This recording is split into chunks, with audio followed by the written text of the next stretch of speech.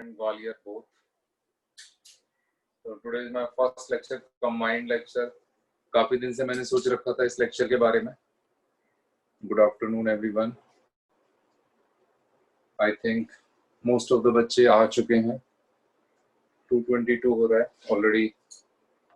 हमारे पास 1 घंटे का समय है और जो टारगेट है, एजेंडा है कि क्या हमें करना है, उसमें सबसे पहले तो आपकी खोज खबर लेनी है कि भाई क्या चल रहा है, क्या कर रहे हो.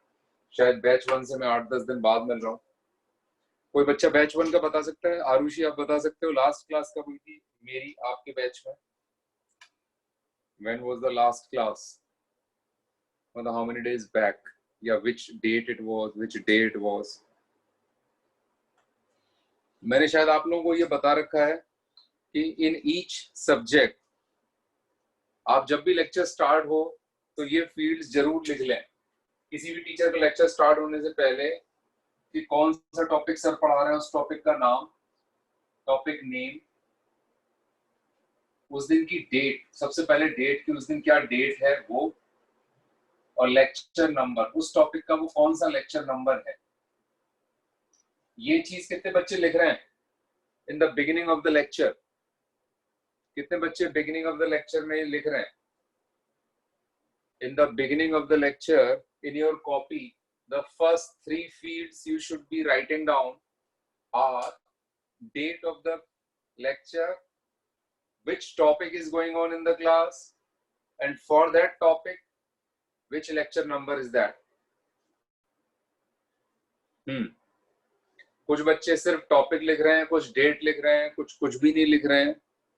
प्लीज नोट डाउन, सब बच्चे नोट डाउन कर लें इस चीज को. Date, topic name, lecture number सब लोगों को लिखना है, जिससे मैं जब भी पूछूंगा आपसे, whenever my class takes place, which will definitely take place once in a week, हम लोगों की ज्यादातर बातचीत होगी आपस में कि कैसा चल रहा है पीसीएम में और आप लोग घर पे कैसी पढ़ाई कर रहे हो.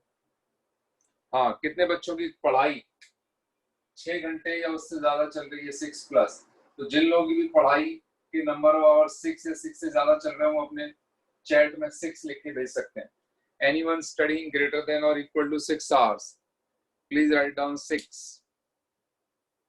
6 घंटे पढ़ने वाले बहुत सारे बच्चे हैं. Lot many people. बहुत अच्छी बात है.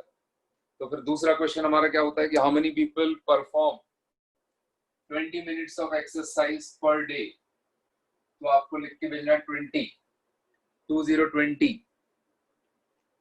बच्चे 60, 40, 70 लिख के ना भेजें. अगर 20 से ज्यादा कर भी रहे हो तब भी 20 लिख के भेज दो. बहुत अच्छी बात है. Very nice, I am so happy. And अब तो अनलॉकडाउन 1 शुरू हो गया है या अनलॉकडाउन 2 भी शुरू हो गया शायद 8 जून से, ऐसा बताते हैं. तो थोड़ा बहुत शायद बाहर मूव कर सकते हैं, लेकिन बाहर मूव करना रिकमेंडेड नहीं है because number of cases are continuously increasing. Last day or yesterday only we had like jump of 1,500, 10,000 से 11,500 corona infections हो गए. So times are not very safe, times are not very bright, but you have to maintain your sanity, you have to work hard. Studies कैसे करनी है? Enjoy करके करनी है. क्या enjoy है, क्या entertainment है? नया सीखने का, नया जानने का. तो आज उसी चीज में नया टॉपिक स्टार्ट करते हैं. अच्छा, आईपीएन का और पूछ लेते हैं बच्चों से. IPN important point, notebook. 3 class work, 3 homework और 3 IPN. 3 class work, 3 homework, 3 important point notebook. कितने बच्चों की 9 रजिस्टर अच्छे से मेंटेन्ड है, बढ़िया सफेद कागज वाले, उसमें 9 लिख के भेजना आपको. 9. और जो बच्चे हफ्ते भर में 1 वीक में पीसीएम के आईपीएन को 1.5 टाइम दे रहे हैं, पुराने टॉपिक को लिख रहे हैं, नया पढ़ रहे हैं, वो अपने उसमें लिख के भेजें आईपीएन. उन बच्चों को आईपीएन लिख के भेजना जो प्रॉपर आईपीएन को टाइम दे रहे हैं, प्रॉपर आईपीएन को टाइम दे रहे हैं. अब तो लगभग 2 महीने हो गए बैच को स्टार्ट हुए. बैच 1 को स्टार्ट हुए हो गया 10 अप्रैल से 11 जून. More than 2 months. और इस दौरान हमने कौन कौन से टॉपिक कराए हैं? केमिस्ट्री में मोल कॉन्सेप्ट हुआ है, ऑलमोस्ट चल रहा है, अपने एंडिंग तक पहुंच रहा है। फिजिक्स में वेक्टर्स हुआ है, यूनिट्स एंड डायमेंशंस चल रहा है, हो रहा है यूनिट्स एंड डायमेंशन, और मोशन इन 1D शुरू होने वाला। और मैथमेटिक्स में हमने इनइक्वालिटी किया है, लॉगरिथम चल रहा है शायद, ग्राफ्स में आज से शुरू कराऊंगा, और application of calculus in physics, calculus. तो ये सब चीजें हुई हैं पिछले 2 महीनों में। स्पीड ऑफ सिलेबस थोड़ी सी स्लो रही है, जैसे ही बैच 1 बैच 2 ऑलमोस्ट पूरा सेम लेवल पे आ जाएंगे आप लोगों की। हफ्ते में 5 दिन क्लास रहा करेगी, है 4 to 5 days a week। Lecture का ड्यूरेशन हम थोड़ा सा बढ़ा देंगे। मेरी आप सब लोगों से एक रिक्वेस्ट है, रिक्वेस्ट ये है कि can you people ensure from your side कि जो आपके पास ये जो डेटाबेस होता है, जिसकी वजह से हमने अपनी क्लास की ड्यूरेशन को कम किया है, कि बच्चों का नॉर्मली ये होता है कि बच्चे क्लास से एग्जिट हो जाते हैं डेटा पैक की वजह से। अब तो इतना सारा अनलॉकडाउन हो गया है, हर जगह लोग मूव कर रहे हैं, सब जगह आप वो कर सकते हो। तो बजाय प्रीपेड फोन यूज करने के, अगर आप किसी तरीके से पोस्ट पेड यूज करके और ये इंश्योर कर लो कि आपको sufficient amount of data pack उसमें मिल रहा हो पोस्ट पेड में, या वाईफाई के थ्रू या हाई स्पीड वाईफाई के थ्रू, जो भी कुछ हो, कम से कम हम आपकी जो क्लासेस की ड्यूरेशन है वो 1 hour 40 minute के 2 लेक्चर कर दें इंटू 2, और हफ्ते में 4 दिन हो या 5 दिन हो, 4 to 5 days a week ऐसा हो जाएगा। तो आपका जो सिलेबस का ये जो स्पीड अभी चल रहा है, आई am not very happy with this speed. 2 महीने में इससे कहीं ज्यादा सिलेबस, कहीं ज्यादा तो नहीं, एटलीस्ट थोड़ा सा ज्यादा सिलेबस हो जाना चाहिए था, कि यहाँ पे कुछ क्वाड्रेटिक वगैरह स्टार्ट हो जाता, यहाँ पे एटॉमिक भी खत्म हो जाता या शुरू हो जाता। एटलीस्ट 2 महीने के हिसाब से थोड़ा सा कम सिलेबस है। तो जब तक हम ये चीज नहीं करेंगे, 4 to 5 days 1 hour 40 minute के लेक्चर, एटलीस्ट 3 लेक्चर्स हम each subject, 3 lecture physics, 3 chemistry, 3 maths, ये अगर हो गया तो हमें 9 लेक्चर चाहिए 4.5 days। एक स्लॉट हम खाली भी छोड़ दें। बट मुझे ये बताओ कि आप लोग अपने ओपिनियंस, व्यूज डिस्कस कर सकते हो हम लोग ये चीज, कि भाई कितने बच्चों के लिए पॉसिबल हो पाएगा ऐसा, कि भाई 1 hour इज इट पॉसिबल कि सर जो क्लासेस है वो पोर्टल पर ना शुरू हो जाए? क्या होना शुरू हो जाए? क्लासेस से पोर्टल बनना शुरू हो जाए, मतलब अलग ऐप पे। Because sir zoom Chinese app है सर, वो बहुत इंटरनेट खाता है sir. I had a phone, उसमें सर 365 GB मिलता है मुझको 1 महीने का, और सर मेरे पास अभी सिर्फ 45 GB बचा है। नहीं, मेरा कहने का मतलब ये है, आप जब जूम को यूज कर रहे हो तो आप अपनी तरफ से अपना वीडियो मत करो, वीडियो स्टार्ट ही मत करो।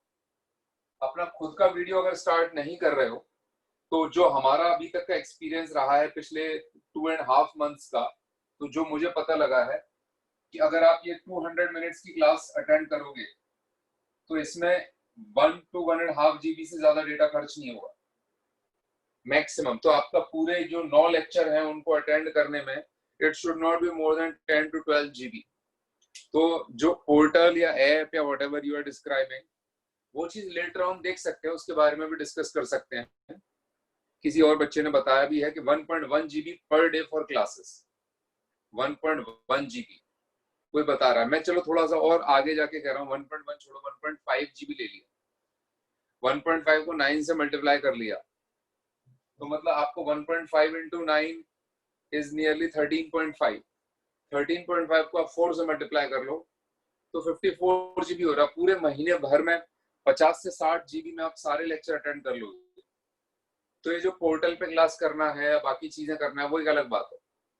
What I am asking from you कि भाई एज ऑफ नाउ हम जो 1 घंटे 20 मिनट की क्लास करा रहे हैं, 80 मिनट्स की क्लास, आप लोगों ने देखा भी होगा सफिशिएंट नहीं होती है। टीचर का मोमेंटम बनना स्टार्ट होता है, क्लास में कुछ चीजें होनी शुरू होती है, क्लास खत्म हो जाती है 80 मिनट में, उसमें बहुत ज्यादा कंटेंट नहीं हो पाता है।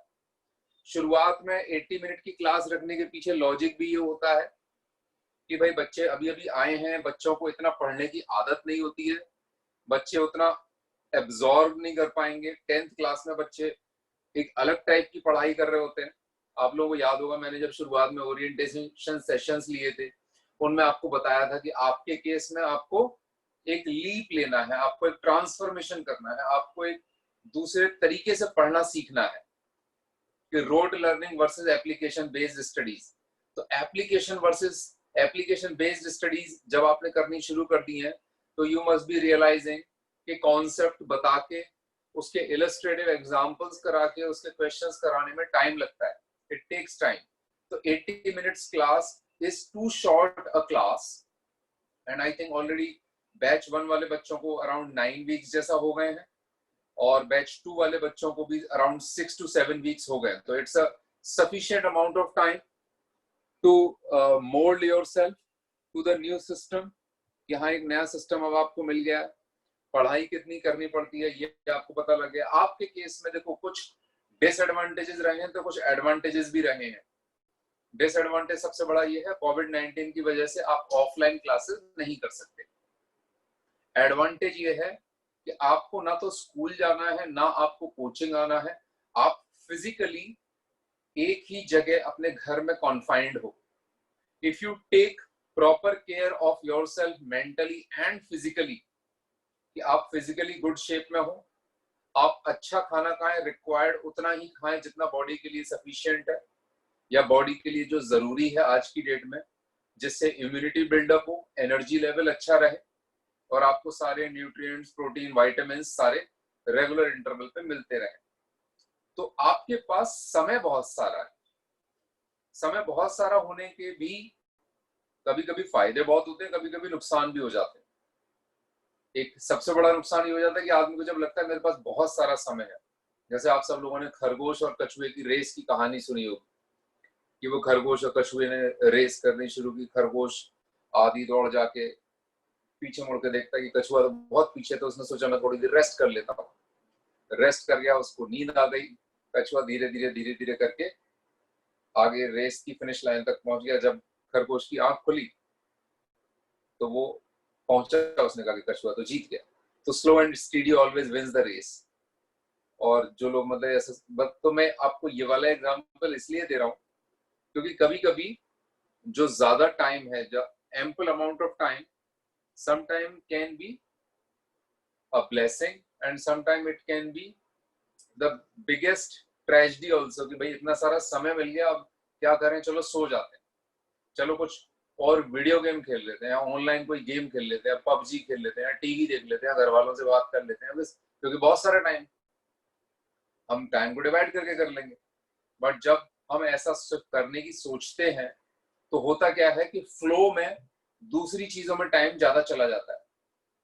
कितने बच्चों के केसेस में ऐसा होता है कि भाई थोड़ा सा सोचा कि हल्का फुल्का एंटरटेनमेंट कर लो और फ्लो में बहुत सारा टाइम वेस्ट हो जाता है घर पे बैठे बैठे। भेजे कितने बच्चों के साथ ऐसा हो रहा है? देखो बहुत सारे बच्चों के साथ ऐसा हो रहा है कि मतलब थोड़ा सा उन्होंने हल्का सा ढील दिया तो वो सब खरगोश बन जाते हैं। All of them turn into rabbits, not in literal sense of the word, but सोचो कि कितना फ्रीक्वेंटली हो रहा है ये चीज। अभी हम लोग भी आप लोगों को बहुत ज्यादा प्रेशराइज इस चीज के लिए क्यों नहीं कर रहे हैं? क्योंकि this is just the beginning. But believe me कि आपको बिगिनिंग नहीं लगेगी। जैसे ये 2 महीने बीते ना, वैसे 2 साल भी बीत जाएंगे। 2 months and 2 years, 2 months gone और जैसे 2 साल, इनमें रेशियो कितने का होता है? एक साल में 12 महीने होते हैं, तो दिस रेशियो इज 1/12। तो 1/12 इतना बहुत बड़ा भी नंबर नहीं है, 1:12 का रेशियो है। तो अगर आपके 2 महीने ऐसे चुटकी बिता के बीत सकते हैं तो ऐसी 1 2 3 4 12 चुटकियां बजाएंगे, 12 होगा तो 2 साल भी बीत जाएंगे। तो कहीं ना कहीं बहुत सीरियस होने की जरूरत है। जैसे मैंने कहा, सीरियस होने का मतलब दुखी होना नहीं होता है। सीरियस होने का मतलब दुखी होना नहीं होता है। सीरियस होने का मतलब है कि we are very particular about what exactly do we want from those 24 hours in our day,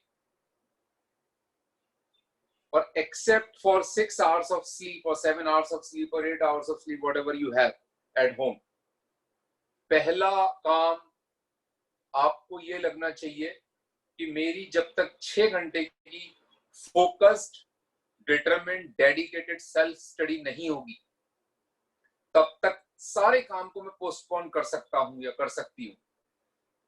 भले ही वो घर में खाना खाना हो या मतलब अपने पेरेंट्स के साथ या अपने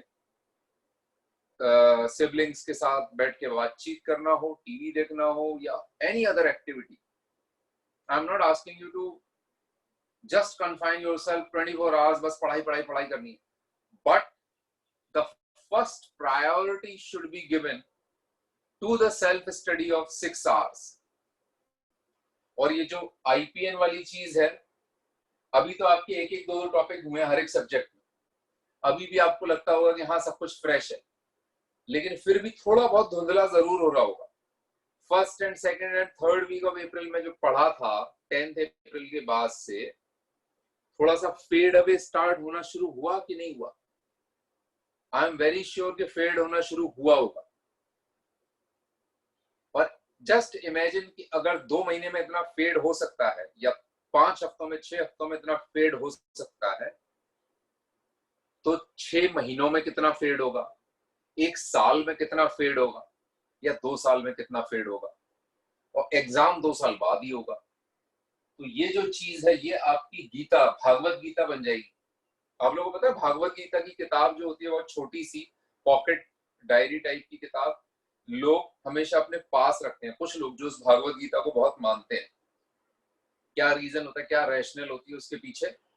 वो लोग कहते हैं कि मतलब भागवत गीता हमारी एक एनसाइक्लोपीडिया है, या मतलब एक ऐसी किताब है जिसमें हमें हमारे लाइफ से रिलेटेड हर सवाल का जवाब मिल जाए। They believe that and they always keep that Bhagavad Gita with them.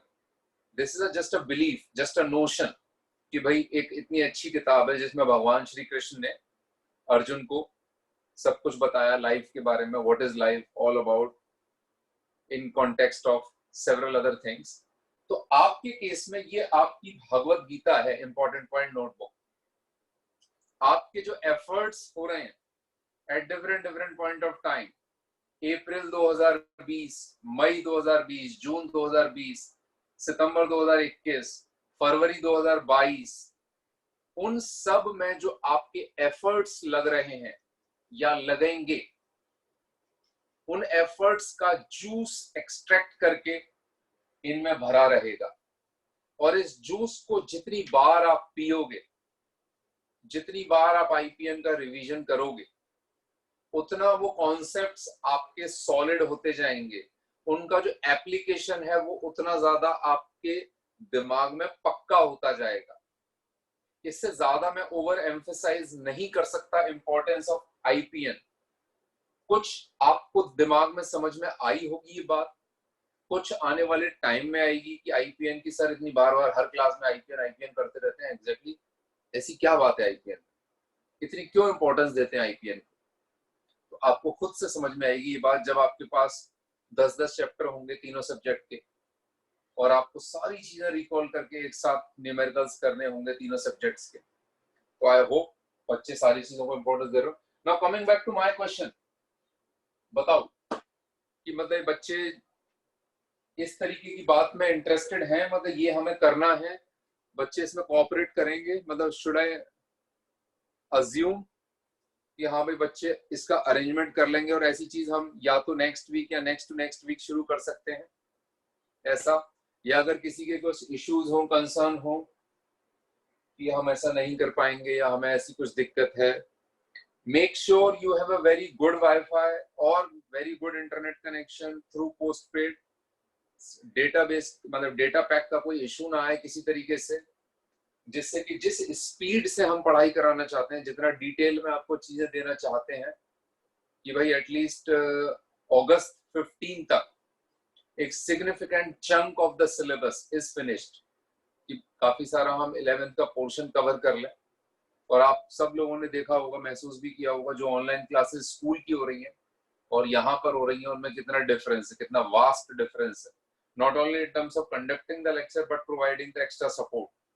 कि भले ही आपको ये जो हार्ड फॉर्म में असाइनमेंट दिए गए हैं अब आपकी आईपीएन की चेकिंग है या आपका होमवर्क चेक है या आपके व्हाट्सएप ग्रुप पे डाउट सॉल्विंग है, ये जो इतना ओवरऑल एक्सपीरियंस आपको देने की कोशिश की जा रही है, that is all a part of the bigger effort and that is to give you the maximum quality of education sitting at home. हम लोगों का भी खुद का ऐसा कोई प्रायर एक्सपीरियंस नहीं है इस फील्ड का, कि ऐसा नहीं है कि हम ये जूम पे क्लासेस बहुत सालों से करा रहे हैं। हमने भी, हमारे लिए भी जब 25 मार्च को लॉकडाउन हुआ तो 27 मार्च को ये चीज सबसे पहले हमको समझ में आई कि अच्छा हाँ ऐसे भी क्लासेस होती हैं, ये भी करते हैं, ऐसे भी। तो इस मॉडल को धीरे धीरे धीरे करके इवॉल्व किया है, ये मॉडल धीरे धीरे एमर्ज हुआ है, सारे टीचर्स उसका पार्ट है। आप लोगों को now you have, it is your turn to rise up to the occasion कि आपने भी पहले इससे कभी नहीं किया ये चीज, कि भाई हम आपका वैसे भी स्क्रीन टाइम रिड्यूस करना चाहते हैं, इसीलिए आपको हार्ड फॉर्म में असाइनमेंट मिले। आगे से सारे असाइनमेंट आपको इसलिए मिलते रहेंगे कि भाई क्लास के समय भले ही आपको स्क्रीन देखनी पड़ रही है, बट जब आप असाइनमेंट सॉल्व कर रहे हो तो हार्ड फॉर्म में पेपर से देख के और पेपर पे ही लिख के आप कर सकते हो। कुछ बच्चों को थोड़े से इश्यूज भी हो रहे थे स्क्रीन की वजह से, तो हम अपनी तरफ से अच्छे से अच्छा कराने की कोशिश कर रहे हैं। आपकी तरफ से क्या उम्मीद कर रहे हैं? पूरी रेगुलरिटी के साथ पढ़ाई करेंगे। आपके कुछ इश्यूज होंगे, कुछ कंसर्न होंगे, वो आप हमें अपडेट करेंगे, मुझे, प्रेम सर को, राजकुमार सर को, या मेमो सर को ग्वालियर में, या अमित सर को। ये सारी चीजें ध्यान रखनी है। 6 घंटे की self study every day is a must. When I से 6 घंटा, अगर बच्चे कुछ उससे ज्यादा कर रहे हैं, बेटर कर रहे हैं, very well, but try to get some regularity. कुछ कंसिस्टेंसी नाम की चीज होनी चाहिए। ऐसे नहीं कि बस एक दिन धुआंधार 24 घंटा पढ़ाई हो गई, दूसरे दिन धुआंधार सोना हो गया, तीसरे दिन खाना हो गया, चौथे दिन टीवी हो गया। Try to strike a balance, try to see to it कि हाँ you are constantly after it, कि हाँ day after day after day. Believe me, life is very very difficult outside. You people are privileged enough to sit in the comfort of your home and do the study, get the food at proper time, sleep at proper time. All the resources are being made available at home. So make the most of it. All humanity across the world is passing through some very turbulent times, as you must be seeing across social media and television and every other place. Times are not easy for people. But if they are easy in some way for you, to then make the most use of it. आपकी at least इतनी जिम्मेदारी जरूर बनती है कि 6 घंटे की focused self study करनी ही करनी है, नो मैटर व्हाट। सब बच्चे अपने उसमें लिख के भेजें प्रॉमिस 6, PROMISE 6, प्रॉमिस 6। पहले भी लिखवा चुका हूं शायद, आज फिर से लिखवा रहे हैं प्रॉमिस 6। इसका मतलब है आपको आज से हमेशा के लिए 6 घंटे की पढ़ाई मिनिमम करनी ही करनी है, और पूरे जोश के साथ करनी है, जोशो खरोश के साथ, मन लगा के करनी है। इसलिए नहीं कि जेके सर ने बोल दिया इसलिए करनी है, हमें करनी है क्योंकि हमें अपना फ्यूचर बनाना है।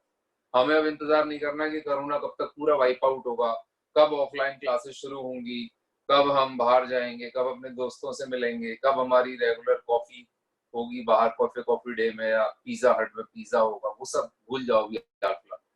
ये नई रियलिटी, ये न्यू नॉर्मल।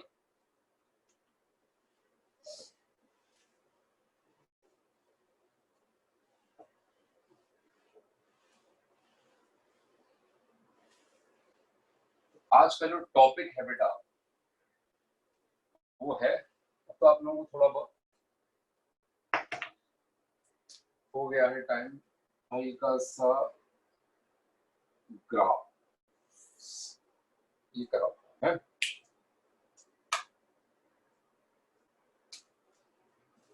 ग्राफ में शुरुआत कहां से करेंगे कि y बराबर x, y बराबर x में कैसा होता है कि straight line passing through origin present in first and third quadrant.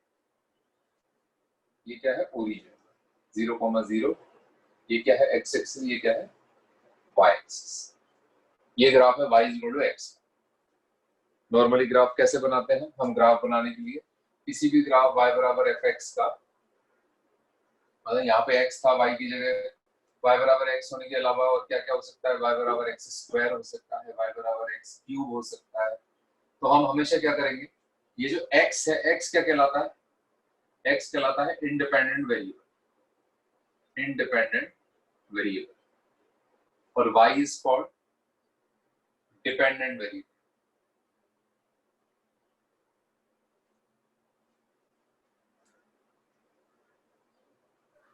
तो तरीका क्या है कि x वर्सेस y हम पहले टेबल बनाते हैं, x के अलग अलग वैल्यूज लेते हैं, ये इंडिपेंडेंट एक्सेस है, ये डिपेंडेंट एक्सेस है। नॉर्मली कुछ भी वैल्यूज ले लेते हैं, जैसे -3, -2, -1, 0, 1, 2, 3। तो क्योंकि y बराबर क्या है, x है जो यहाँ पे दे रखा है, तो जो x की वैल्यू होगी वही y की वैल्यू हो जाएगी। तो हमारे पास ये जो x versus x, y, this is called ordered set of pair, this is called ordered set of pair। why is it called ordered? पहला पार्ट इसका कहलाता है एब्सिसा एंड दूसरा पार्ट इज कॉल्ड ऑर्डिनेट, और ये इस सीक्वेंस में रहेगा, x coordinate and y coordinate, abscissa and ordinate. तो ये सारे जो पॉइंट्स हैं, they represent a point in two dimensional plane. ये क्या रिप्रेजेंट करता है, it's a point in two dimensional plane.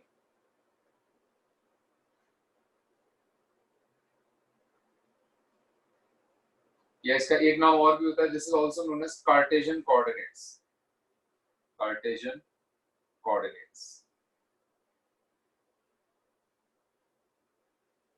तो फिर इसका मतलब ये कौन सा पॉइंट हो गया, ये पॉइंट हो गया -3, -3। ये पॉइंट कौन सा हो गया, -2, -2। ये पॉइंट कौन सा हो गया, -1, -1। ये पॉइंट हो गया 0, 0, 1, 1, 2, 2, 3, 3। तो हम क्या करते हैं, इन पॉइंट्स को डिनोट करते हैं रियल नंबर लाइन पे। वो कैसा हुआ है, 0, 1, 2, 3, -1, -2, -3। यहाँ पे y एक्सिस पे 1, 2, 3, y एक्सिस पे -1, -2, -3। तो हमने कहा कि इन सारे पॉइंट्स को डिनोट करेंगे रियल नंबर लाइन पे। तो -3 ये है और यहाँ से -3 है, तो हमने पहला पॉइंट हमें मिल गया -3, -3, जो कि थर्ड क्वाड्रेंट में था, यहाँ पे हो गया। फिर -2, -2, ये पॉइंट मिल गया। -1 x coordinate, -1 y coordinate, x coordinate 1, y coordinate 1, x coordinate 2, y coordinate 2, x coordinate 3, y coordinate 3। तो हम जब इन पॉइंट्स को ज्वाइन करेंगे, when we join these two points, join these 5, 6, 7 points या जो भी पॉइंट्स हैं विद द नॉर्मल पेंसिल, कि बस हाँ उस वी ऑब्जर्व अ पैटर्न, कि भाई कैसा पैटर्न है, कि हमें कौन से पॉइंट्स मिल रहे हैं, और उससे आइडिया लग जाता है। जैसे आप लोगों ने बचपन में देखा होगा, मुझे तो बहुत याद है, हमारे टाइम पे जब न्यूज़पेपर आता था तो डॉट्स लगे होते थे, ऐसे खाली से बॉक्स में डॉट्स लगे होते, उन पे नंबरिंग होती थी, और उनमें 1 से लेकर 100 तक नंबर होते थे डॉट्स के। फिर कैसे करना है कि 1 से लेकर 2 ज्वाइन करना है, 2 से लेकर 3, और कहते थे जब आप 1 से लेकर 100 तक तब जोड़ दोगे तो उसमें लिखा होता देखिए कि कौन सा पक्षी बैठा हुआ है, कौन सा जानवर चित्र में बैठा हुआ है। कितने बच्चों ने किया आप में से ये वाला काम न्यूज़पेपर में? ऐसा होता है कि नहीं होता है? ऐसा कभी किया है आप लोगों ने? हाँ, तो यहाँ पे भी हम क्या कर रहे हैं, काफी सारे लोगों ने किया ये काम, अच्छी चीज है। बड़ा as a kid it used to be very interesting exercise. अभी बड़े होकर तो लगता है कि हाँ क्या है, मतलब कि ऐसे जोड़ेंगे तो कुछ ना कुछ बन ही जाएगा, but as a kid it used to fascinate me a lot कि हाँ अरे तो सोचा ही नहीं था ऐसा बन गया इसको, हमें तो वैसे ड्राइंग आती नहीं है, और इनको डॉट्स को ज्वाइन कर रहे हैं तो पता नहीं, देखो ये चिड़िया बन गई चोंच के साथ, हाथी बन गया सूंड के साथ। तो that used to very fun activity, fun and exciting and amazing activity. यहाँ पे अब फन किस चीज में ढूंढना है आपको, कि x, y या जो ऑर्डर्ड सेट ऑफ पेयर आएगा किसी भी टाइप के फंक्शन के लिए, जैसे कि ये इंडिपेंडेंट वेरिएबल है, डिपेंडेंट है, यहाँ पे डिपेंडेंसी क्या है, लीनियर है, जो x है वही y है। यहाँ पे डिपेंडेंसी कैसी है कि इंडिपेंडेंट वेरिएबल का स्क्वायर कर दो तो y मिल जाता है, यहाँ पे इंडिपेंडेंट वेरिएबल का क्यूब कर दो तो y मिल जाता है। इंडिपेंडेंट वेरिएबल का कोई भी स्ट्रक्चर बन के डिपेंडेंट बन सकता है। फॉर एग्जांपल यहाँ पे y बराबर x था, y बराबर -x भी हो सकता था, y बराबर 2x+3 भी हो सकता था, y बराबर x/2 भी हो सकता था। ये सब क्या है? ये लीनियर स्ट्रक्चर्स। लेकिन डिपेंडेंसी है, y की x पे डिपेंडेंसी किसी भी फॉर्म में हो सकती है, वो डिपेंड करती है y के स्ट्रक्चर पे। और उसी हिसाब से जब हम टेबल बनाएंगे तो पॉइंट्स आएंगे, और उन पॉइंट्स को जब हम डिपिक्ट करेंगे तो एक पैटर्न आएगा, एक ट्रेंड आएगा, और वो ट्रेंड क्या रिफ्लेक्ट करेगा? वो इस फंक्शन का ग्राफ रिफ्लेक्ट करेगा। तो ये काम, जो काम मैंने y=x के केसेस में किया है, और इसमें यहाँ पे ना दो चीजें हैं, एक चीज का नाम है डोमेन और एक चीज का नाम है range. There is something called domain and there is something called range. Domain है और एक रेंज है। तो इन दोनों चीजों में क्या है? सिर्फ आपको सिंपली इतना सा याद रखना है, डोमेन मतलब x और रेंज मतलब y। Set of values of x, set of values of x for which function is defined, function is real, function makes sense, is known as domain. And for those values of x, the values of y which are obtained are known as range. So for example, in this case, what is domain? All real number line. What is range? All real number line, क्योंकि ये भी real numbers ही है।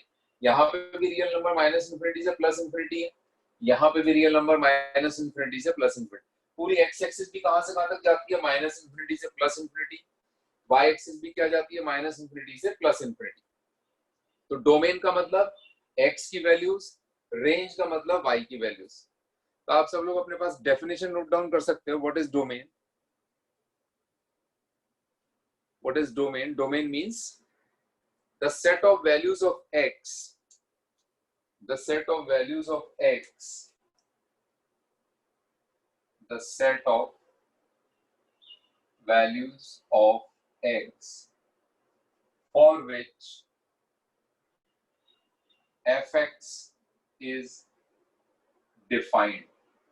fx जिसके लिए defined होगा, उन set of values of x को कहते हैं डोमेन।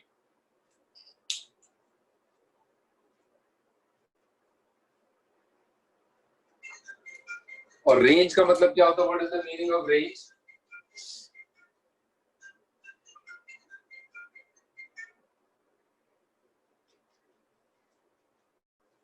रेंज का मतलब होता है कि जो डोमेन में x की सारी वैल्यूज हैं, उनको y में रखने पर, y के स्ट्रक्चर में रखने पर, y की जो सारी वैल्यूज आएंगी, उनके कलेक्शन को रेंज कहते हैं। तो रेंज की डेफिनेशन भी आप अपने पास लिख सकते हैं। The range, how is the range defined? The set of values of x for which x is defined। ये डोमेन की डेफिनेशन थी। रेंज की डेफिनेशन होगी the set of values of y obtained after substituting all values of x in domain। Domain में x की जो जो values हैं, उन सबको y में सब्स्टिट्यूट करने के बाद जो y की वैल्यूज आएंगी, उनके कलेक्शन को, उसके सेट को रेंज कहते हैं। Domain and range. इसमें से किसी बच्चे को कोई डाउट हो, कुछ चीज समझ में ना आ रही हो, कुछ पूछना हो अभी तक जो मैंने कराया? ग्राफ की जस्ट एक शुरुआत है, बिगिनिंग है। ग्राफ बहुत ज्यादा यूज आने वाला है, सबसे ज्यादा यूज मैथ्स में ही आएगा। Repeat range. प्रशांत परमार ने पूछा है कि रेंज बता दो। रेंज थोड़ा सा और क्लियर हो जाएगा। मैं आपको एक दूसरे तरीके से इंटरप्रेट करके बताता हूँ। अभी जैसे बारिश का सीजन आने वाला है, मुंबई में तो शुरू हो गया ऑलमोस्ट। अभी यहाँ पे तूफान भी आया था, अम्फन। ये अम्फन तो वहां आया था, निसर्ग आया था यहाँ पे। निसर्ग, अम्फन आया था कोलकाता में, निसर्ग आया था यहाँ पे। तो निसर्ग आया था, तो निसर्ग के आने से पहले बारिश आई थी, निसर्ग के जाने के बाद भी बारिश हुई। तो जो रेन होती है ना, रेन, थोड़ी देर के लिए ऐसा इमेजिन करो, कोई भी ग्राफ है, कोई भी ग्राफ है, इसको एक पाइप मान लो, पाइप जिसमें वाटर फ्लो कर रहा है, और इस पाइप में से होल है, और उन होल में से अगर वाटर ड्रॉपलेट्स गिरते हैं तो वो गिरेंगे हमेशा एक्स एक्सिस पे। तो मतलब अगर यहां से होल हुआ और यहाँ पे गिरे, हर हर पॉइंट से होल है, तो वाटर गिरेगा तो कैसे गिरेगा, यहाँ पे, वर्टिकल रेन। अब आप कहोगे यहां से कहां गिरे, क्योंकि नीचे से ऊपर गिरेगा, एक्स एक्सिस पे जाएगा हमेशा, नीचे गिरने के लिए तो कोई जगह नहीं है, तो यहां गिरेगा, ये रेन हुई। तो जो एक्स एक्सिस का जो पार्ट भीगेगा, जो गीला होगा, जो वेट होगा, वो डोमेन है, फंक्शन। और अगर इस पाइप में से या इसमें से हॉरिजॉन्टल रेन हो जाए, हॉरिजॉन्टल रेन मतलब ऐसे, तो क्या भीगेगा, बाई एक्सिस भीगेगी, यहां पे भी बाई एक्सिस भीगेगी, हॉरिजॉन्टल रेन। तो जितना पार्ट भीगेगा वाई एक्सिस का, वो हो जाएगी रेंज। मतलब वाई वैल्यूज कितनी है, कहां से कहां तक है, वो रेंज। एक्स वैल्यूज कहां से कहां तक जा रही है, वो डोमेन। और पता लगाने का तरीका, बारिश करा दो, कि जो ग्राफ है उसको एक पाइप मान लो, उसमें हर जगह छेद कर दो, होल्स एवरीवेयर, और वहां से रेन ड्रॉपलेट्स गिरा दो, कहां पे, एक्स एक्सिस पे। तो एक्स एक्सिस का जितना पार्ट भीगेगा वो डोमेन हो गई। और अगर हॉरिजॉन्टल रेन करा दो, वाई एक्सिस का जितना पार्ट भीगेगा वो हो गई रेंज। मैं एक और सिंपल सा एग्जांपल ले लेता हूं, कि यहां पर अगर आपने कहा मेरे पास एक ऐसा ग्राफ है, ये ग्राफ है मेरा, ठीक है। तो अब इस ग्राफ के लिए मेरे पास अगर वर्टिकल रेन होगी तो वो कहां से कहां तक भिगोएगी, ये यहां से लेके यहां तक का पार्ट, तो ये पार्ट हो गया इसका डोमेन, वर्टिकल रेन से एक्स एक्सिस का जितना पार्ट भीगा।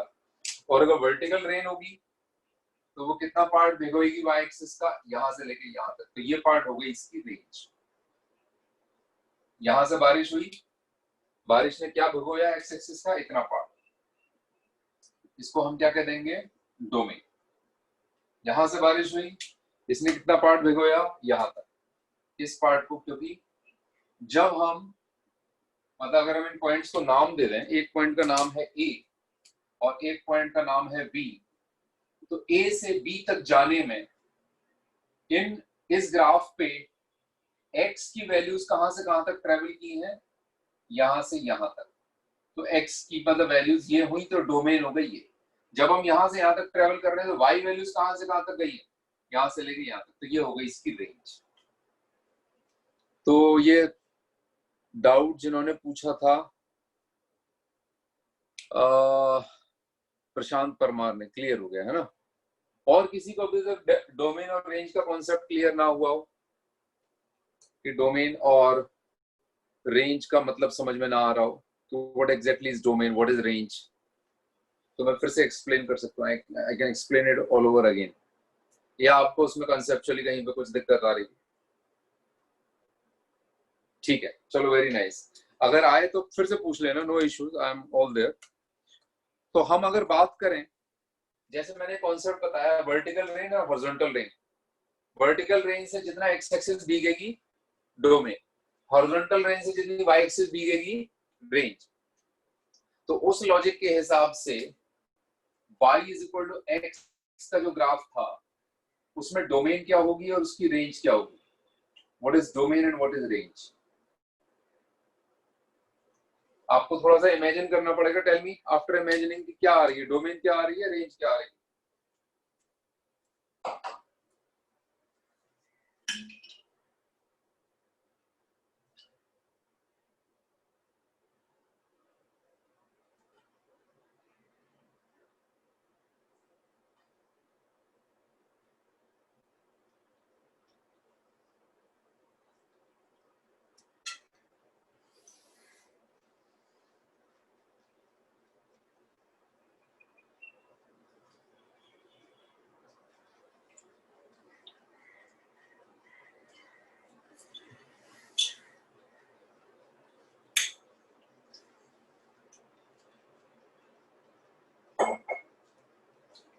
हाँ भाई बच्चों, कई सारे बच्चों ने लिख के भेजा है। हाँ, real numbers for both, real numbers. या तुम्हें लगता है कि सब बच्चों को कॉन्सेप्ट क्लियर हो गया दिमाग में कि एग्जैक्टली बारिश बारिश होगी तो क्या क्या भीगेगा, मतलब पूरी एक्स एक्सिस भीग जाएगी, पूरी वाई एक्सिस भीग जाएगी। अगर y is equal to x ने बारिश की तो domain will be all real numbers, यानी कि माइनस इंफिनिटी से लेके प्लस इंफाइनाइट। रेंज भी all real numbers minus infinity से लेके प्लस इंफाइनाइट। तो अगला काम आप लोगों को ये करना है कि y is equal to x square का ग्राफ ड्रॉ करना है, वैसे ही टेबल बना के जैसे भी करना चाहो, और y is equal to x cube का, और दोनों के लिए आपको डोमेन एंड रेंज बतानी है। ग्राफ ड्रॉ करना है और डोमेन एंड रेंज बतानी है y is equal to x square and y is equal to x cube की। सर मेरा एक डाउट था। नाम बताओ बेटा पहले। Excuse me sir. हाँ बोलो। सर रौनक। हाँ रौनक से सर यहाँ पे लिख रहा था एफ एक्स इज डिफाइंड, मतलब फंक्शन एक्स इज डिफाइंड, तो सर इसका क्या मतलब होगा? इसका मतलब ये होगा, फॉर एग्जाम्पल रौनक, अगर हमने ऐसा लिख दिया कि y बराबर 1/x, तो तुम्हें क्या लगता है x की कौन सी वैल्यू अलाउड नहीं होगी? जीरो अलाउड नहीं होगी, इसलिए इसकी डोमेन होगी रियल नंबर्स में से जीरो हटा, जीरो के अलावा सबके लिए डिफाइंड है, तो इसकी डोमेन हो गई r माइनस जीरो। एक दूसरा एग्जांपल लेते हैं, अगर हमने कह दिया y बराबर स्क्वायर रूट ऑफ x, तो रौनक क्या लगता है x की कौन सी वैल्यूज अलाउड होंगी अगर हमें real? Positive, positive, non negative? Non negative. Zero या जीरो से बड़ा, इसका मतलब जीरो से लेके इनफाइनाइट, जीरो पे क्लोज्ड इंटरवल, ये इसकी डोमेन हो गई। आ रही बात समझ? ये हमने किस बेसिस पे निकाला? इसी डेफिनेशन के बेसिस पे कि एफ एक्स इज डिफाइंड, है ना, कि एफ यहाँ पे डिफाइंड है आर माइनस जीरो के लिए, एफ यहाँ पे डिफाइंड है क्लोज इंटरवल जीरो से लेके इनफाइनाइट तक। आई बात समझ में?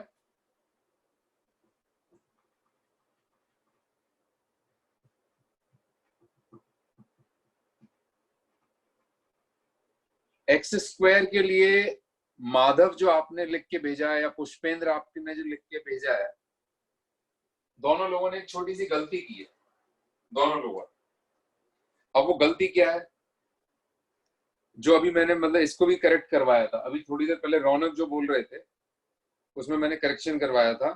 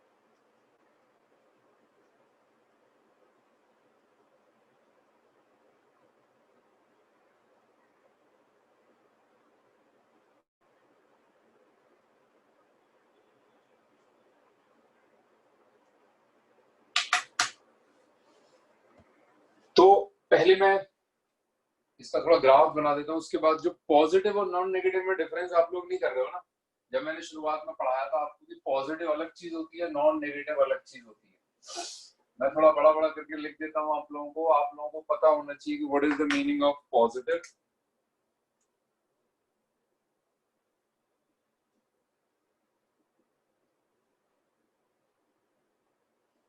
Non negative.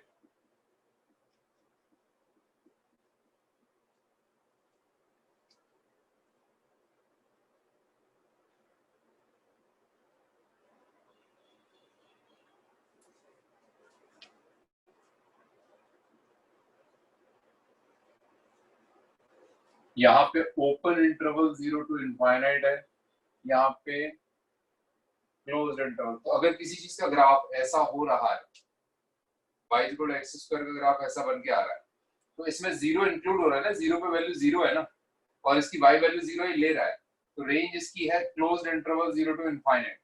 तो इसलिए इसकी रेंज होगी non negative real number. Range y values जो है उनमें 0 भी होगा, 0 के ऊपर के सारे नंबर्स भी होंगे, मतलब 0 भी होगा और 0 के ऊपर के सारे नंबर होंगे। तो range will B non negative real number. Domain जब बारिश कराओगे तो पूरी एक्स एक्सिस बीत जाएगी, तो domain will be minus infinite to plus infinite. Open interval ये डोमेन है और range will be closed interval 0 to infinite.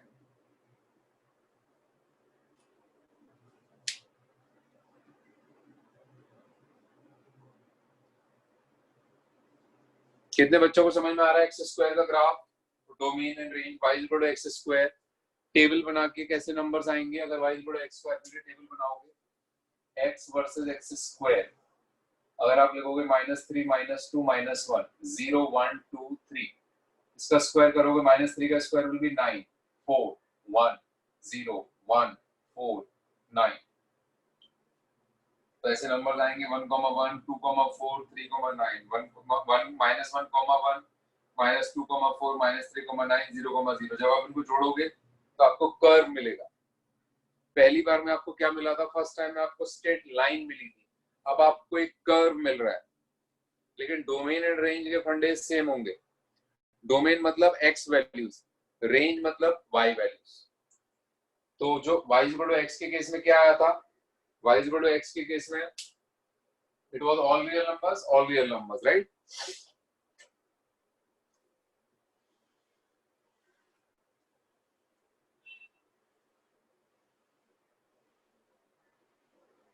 इसके केस में डोमेन आई है रियल नंबर्स, रेंज आई है non negative real numbers, positive नहीं आई है। आप लोगों को अगले 2 साल तक मैं यही बताता रहूंगा, बच्चों को यही बताता रहता हूँ, what is the difference between positive and non negative. Positive में 0 नहीं होता, नॉन नेगेटिव में 0 होता है। खुशी खंडेलवाल, यस सर। हाँ बेटा, पॉजिटिव और नॉन नेगेटिव में क्या डिफरेंस है? Sir, in positive real numbers, 0 is not included, but in the non-negative real numbers, it is from closed interval 0 to open interval infinity. Very good. और बताओ आपकी self study कैसी चल रही है? So nice. मतलब कैसा हो रहा है? एवरेज 6 आवर्स आ रहा है सेल्फ स्टडी का? Yes sir, मतलब 5 to 6 hours आ रहा है। मतलब 6 से कम हो रहा है, मतलब 5 to 6 हो रहा है, 6 या 6 से ज्यादा नहीं हो रहा है। No थोड़े sir, now डिस्ट्रैक्शन। चलो हाँ, अच्छी बात है, अगर अब से शुरू करो तो भी अच्छी बात है। और अब शुरू करो तो ऐसी शुरू करना कि कभी बंद मत करना, क्योंकि अभी आने yes वाला sir.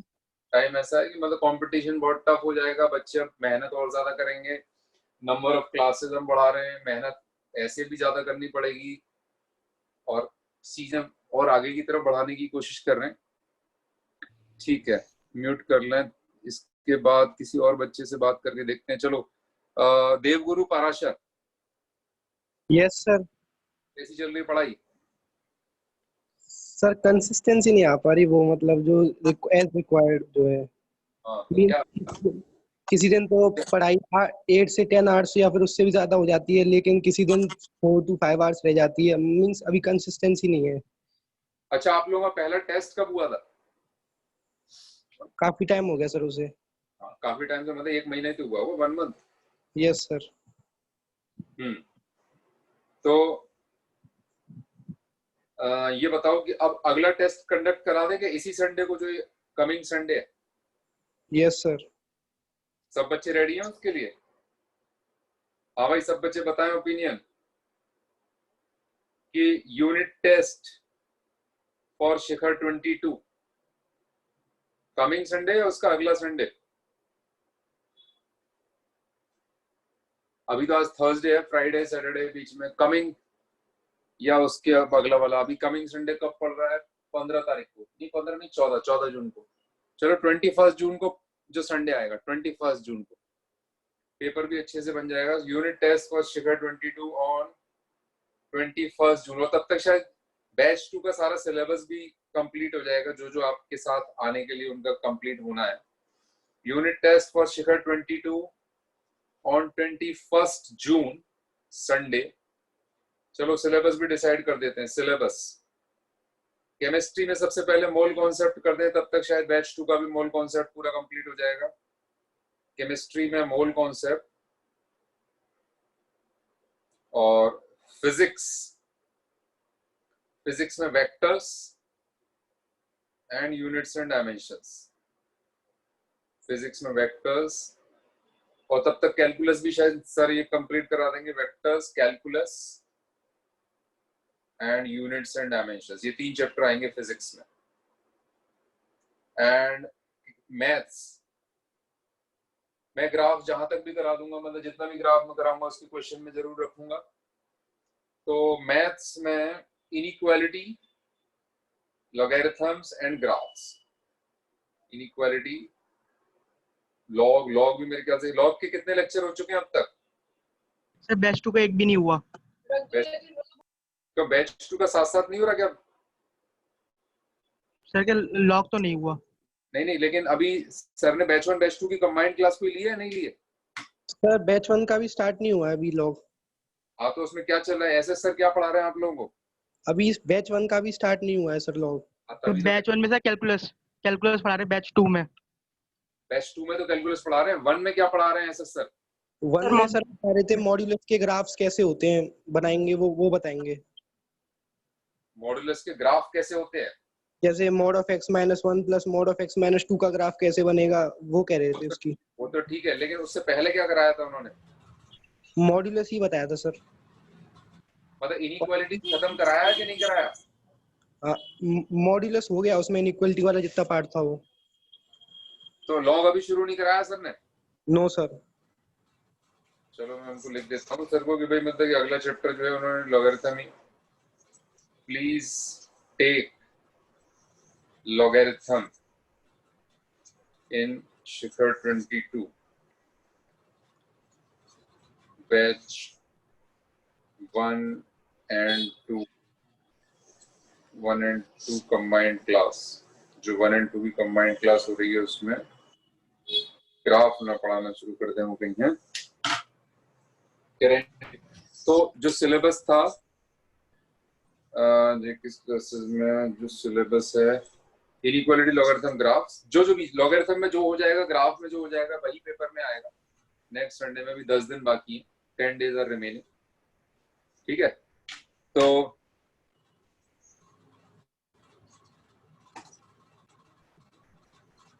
एनीवे तो ये यूनिट टेस्ट मैंने आपको वेल इन एडवांस बता दिया है, पूरे बैच में अनाउंस कर दिया है। Please make sure you start taking these things very seriously. मैं 10 से 11 दिन, आज 11 तारीख है, 21 जून का पहले अभी से इन्फॉर्म कर दिया आपको 10 दिन पहले। फिर से सिलेबस रिपीट कर दे रहा हूँ या लिख दे रहा हूँ मैं बोर्ड पे। केमिस्ट्री यूनिट टेस्ट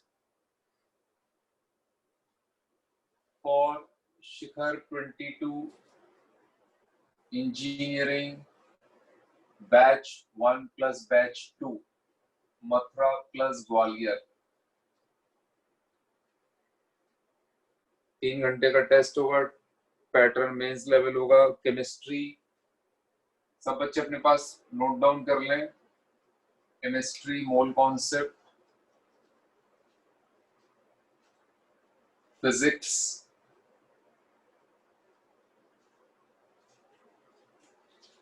फिजिक्स में vectors, calculus, units and dimensions. Calculus का वही पोर्शन आएगा जो बैच 2 में कंप्लीट हो जाएगा। Vectors, calculus, units and dimensions. और मैथमेटिक्स में, मैथ्स में इनइक्वालिटीज, लॉगरिथम एंड ग्राफ्स।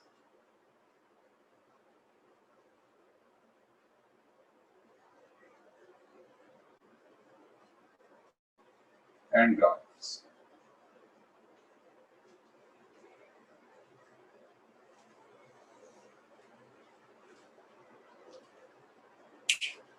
तो मेरे ख्याल से जो आपका 4 days a week है, 1 hour 40 minute वाले लेक्चर हैं, ये हम उसके बाद शुरू करेंगे. Will be beginning this thing after 21st of June. 21 जून खत्म होने के बाद, मतलब आपका ये वाला यूनिट टेस्ट होने के बाद, then we'll increase the number of classes, number of hours in a class या duration of the class वो भी increase हो जाएगी. और of course आपसे वो उम्मीद तो करेंगे कि 6 घंटे आप सेल्फ स्टडी प्रॉपरली करें. अच्छा, y is equal to x square का सबको समझ में आ गया होगा, ये सबने नोट डाउन कर लिया, एवरीबॉडी नोट इट डाउन.